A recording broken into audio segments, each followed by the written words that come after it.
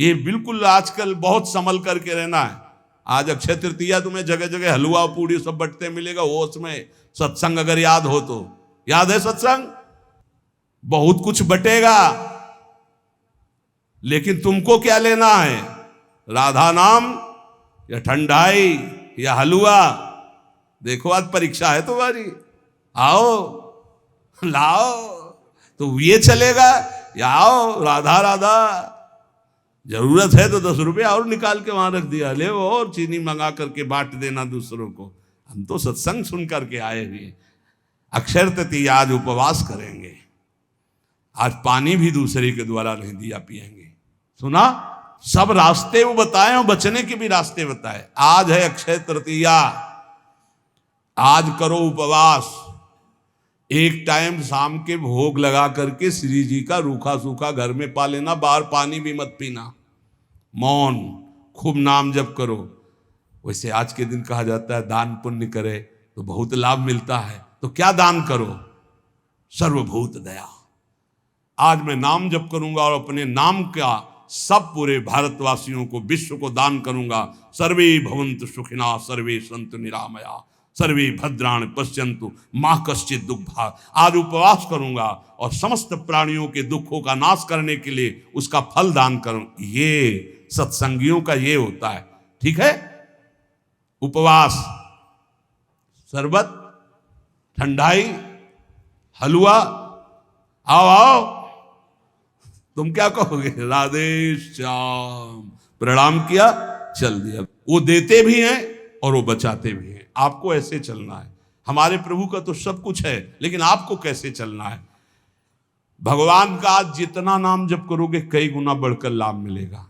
अक्षय आज माना जाता है, जितना दूसरों को सुख पहुंचाओगे उतना ही वो आपका कई गुना बढ़कर, जिसे दान कहा जाता है, जिसे पुण्य कहा जाता है। सबसे बड़ा दान किसे कहते हैं? सबसे बड़ा दान जिसके आगे कोई दान न हो, नाम दान। इससे बड़ा कोई त्रिभुवन में दान नहीं। खूब कीर्तन जोर जोर से चल, परिक्रमा मार्ग में चल रहे हो, कीर्तन करते हुए हजारों के कानों में पड़ रहा, बहुत बड़ा दान हो रहा है। या नाम जप करके दूसरे को, इससे बड़ा कोई दान नहीं हुआ। और सब दानों का कोई खास हमारे दिमाग में महत्व तो नहीं है। श्रवणम कीर्तनम ध्यानम हरे रदभुत कर्मणाम। भगवान की लीला का दूसरों को श्रवण कराने को कहा गया है। भूरिदा जनाओ, सबसे बड़े दानी जो भगवत चरित्र गान सुन, भगवान नाम कीर्तन सुनाते, भगवत ध्यान में लगाते हैं। इष्टम दत्तम तपो जप्तम वृत्तम यच्चात्मनः प्रियम, दारान सुतान गृहान प्राणान यत् परस्मै निवेदनम। जो यज्ञ है, दान है, तपस्या है, अथवा जप है, सदाचार पालन है, स्त्री पुत्र घर मकान जो भी आपके पास, प्राण धन जो भी है, सब का सब भगवान के चरणों में समर्पित कर दे। इसका फल होता है भगवत प्राप्ति। यज्ञ, दान, तप अथवा जप, सदाचार पालन, स्त्री पुत्र घर, अपना जीवन प्राण सब कुछ भगवान के चरणों में समर्पित कर दे। इसका मतलब क्या होता है? इसका मतलब होता है नाथ सकल संपदा तुम्हारी और मैं सेवक समेत। घर भी तुम्हारा, पत्नी भी तुम्हारी, पुत्र सब कुछ तुम्हारा, लेकिन उसे आप केवल भगवत भाव में रखिए। हे प्रभु, मैंने ये सब कुछ आपको समर्पित कर दिया और नाम जप कर दिए तो निश्चित भगवत प्राप्ति हो जाएगी। एवं कृष्णात्मनाथेषु मनुष्येषु च सौहृदम परिचर्याम चोभयत्र महत्सु नृषु साधुषु। जिन संत पुरुषों ने सच्चिदानंद स्वरूप भगवान श्री कृष्ण का साक्षात्कार कर लिया है अपने हृदयेश्वर के रूप में, ऐसे संतों का संग करे और समस्त प्राणियों पर सेवा करे। समस्त प्राणियों में विशेषकर मनुष्यों की, मनुष्यों में विशेषकर परोपकारी सज्जनों की, और सज्जनों में भी भगवत प्रेमी महात्माओं की यदि सेवा मिल जाए तो निश्चित भगवत प्राप्ति हो जाए। आज भगवान को चंदन अर्पित किया जाता है। प्रियालाल को आज चंदन चर्चित किया जाता है अक्षय तृतीया को। तो सबसे बड़ी शीतलता प्रदान करने वाली होती भजन वृत्ति। हमारी तो आंतरिक बात यही कि खूब आज भजन करो, उसका दान करो, तो उसका कई गुना फल कर आपको लाभ मिलेगा। पूरे विश्व को दान करो। जितना आज भजन करो उसके बाद कहो हे प्रभु पूरे विश्व स्वरूप में आप हो, आपको ये भजन देते हैं, सबका मंगल हो, सब निरोग हो, सब सुखी हो।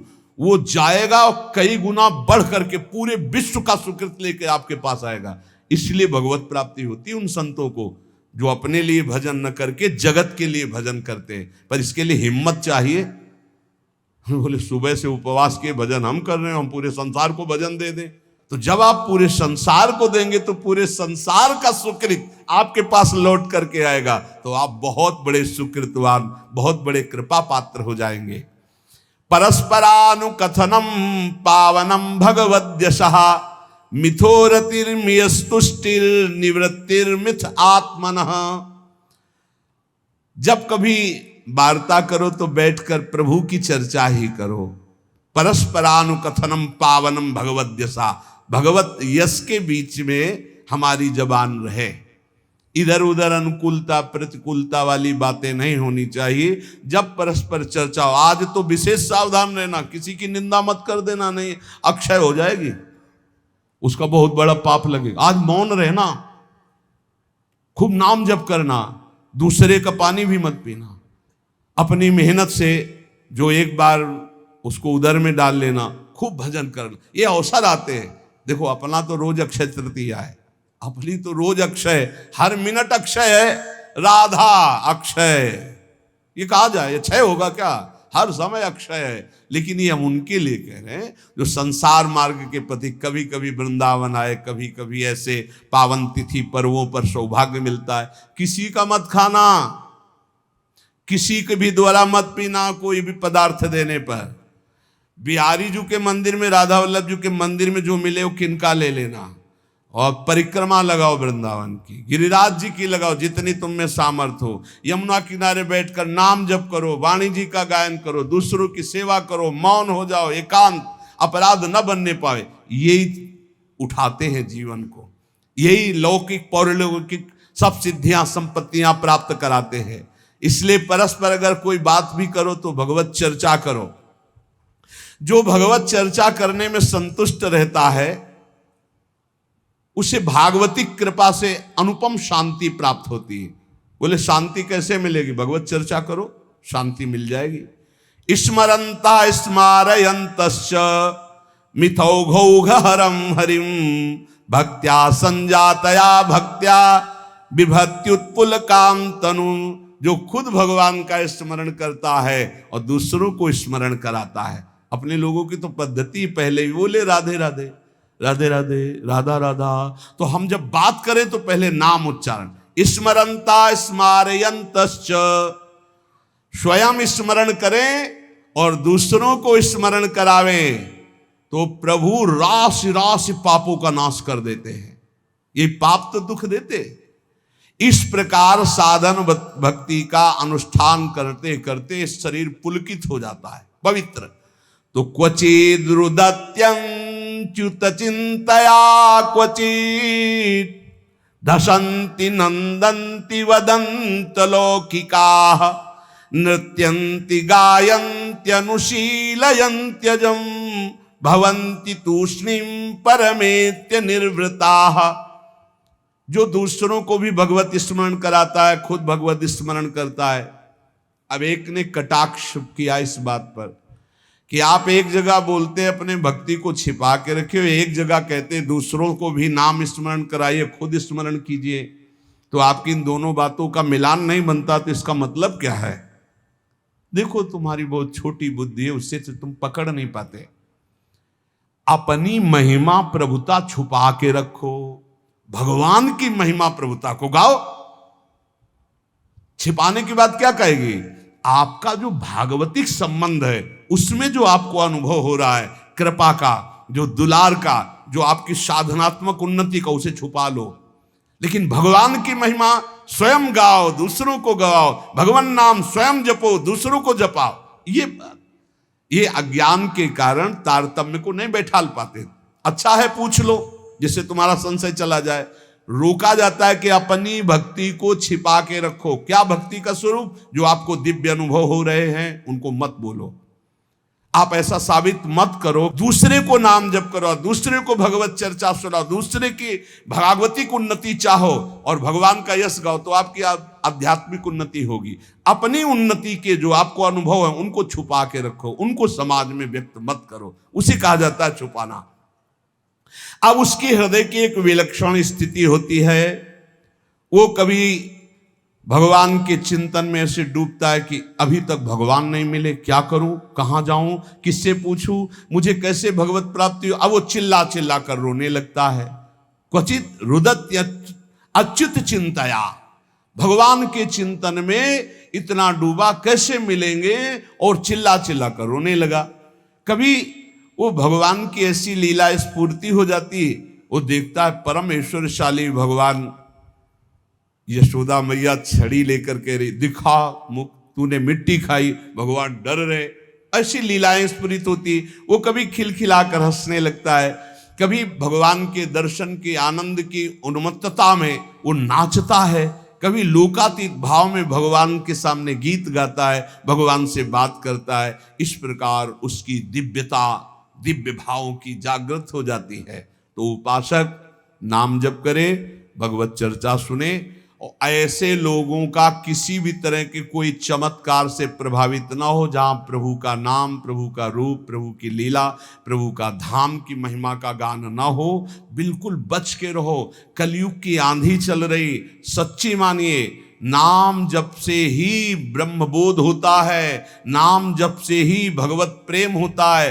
नाम जैसा कोई महान धन नहीं, नाम जैसा कोई मित्र नहीं, नाम जैसा कोई तीर्थ नहीं, नाम जैसा कोई अंगरक्षक नहीं, नाम जैसा कोई अंगरक्षक नहीं। नाम पहारू दिवस निसी, ध्यान तुम्हार कपाट। रात दिन नाम जप कर रहे तो नाम का पहरा कोई बाल बांका नहीं कर सकता। खूब नाम जप करो, बचाओ, ऐसे पर्वों में अपने को बचाओ, दूसरों के दान पुण्य से बचो। कुछ भी नहीं लेना, प्रणाम भी किसी का नहीं लेना। कोई प्रणाम कर रहा है फौरन प्रणाम करो, वो पंचांग कर रहा है आप सर झुका लो। किसी का प्रणाम नहीं, किसी का कोई प्रतिग्रह नहीं, किसी की कोई सेवा नहीं। ऐसे अवसरों पर खूब भजन करके अपने को बढ़ाया जाता है। ऐसे अवसरों में कई गुना लाभ मिलता है भजन का, भजन से बढ़कर कोई लाभ नहीं। हाँ, जैसे हमें प्यास लगी, विरक्त है, तो हम पानी पी लेते हैं, लेकिन देखते हैं आसपास वहां दोना पत्तल पड़े हैं तो हम उठाकर साफ कर देते हैं, मुक्त हो गए, हम उस ऋण से मुक्त हो गए जो हमने जल पिया। वहां आसपास देखा थोड़ा दोना पड़े जहां शरबत पिलाया जा रहा है, उनको साफ कर दिया, थोड़ी सेवा कर दी। चतुरता यही, किसी का प्रति, कल आप सुन रहे थे, जिसने कभी जीवन में किसी का प्रतिग्रह दान नहीं लिया है वो कई जन्मों की स्मृति को प्राप्त हो जाएगा। जो यम का पालन करता है, जो किसी से चोरी नहीं की, कभी झूठ नहीं बोला, जो ब्रह्मचर्य का पालन करता है, शरीर को पवित्र रखता है, किसी का प्रतिग्रह, वो त्रिकालज्ञ हो जाएगा। भूत भविष्य वर्तमान सब ज्ञान उसको हो जाएगा। बोले हमें क्यों नहीं हो रहा? तो आप इन्हीं में त्रुटि है, देख लो, इनको सुधार कर लो। ब्रह्म ऋषियों की वाणी कभी मिथ्या नहीं होती। तो जितने सत्संगी जन है, सबसे प्रार्थना है आज खूब नाम जप करो, वैसे रोज जप करो, लेकिन आज विशेष जप करो, और किसी का भी कोई प्रतिग्रह दान सेवा स्वीकार ना करो। आज उपवास कर लेना, भंडारा भी होगा, शरबत भी बटेंगे, हलवा भी बटेंगे। आपको होश में रहना है, बिल्कुल होश में। हम ही बोल रहे हैं, हम ही करवाएंगे। हाँ, दोनों बातें देना, हम ही आपको देंगे, आपको हम ही मना करेंगे। अब देखते हैं लेने में हो या मना करने में हो, दो डिपार्टमेंट हैं। अगर ऐसे तो भाई प्रसाद है महाराज जी का, ले लेते हैं तो ठीक है। तो ये क्या है? ये वाणी का प्रसाद है, ये अमृत प्रसाद है। ये प्रसाद अगर आप पकड़ लिए ना तो तुम्हें माया से निकाल देगा। खूब नाम जप करना, अक्षय, खूब नाम जप करना, मस्त रहो। भगवत प्राप्ति हमारे निश्चित है, क्योंकि हम श्री जी की शरण में हैं। मेरी महारानी श्री राधा रानी। हाँ, पक्का मस्त रहो। जय जय श्री राधे श्याम।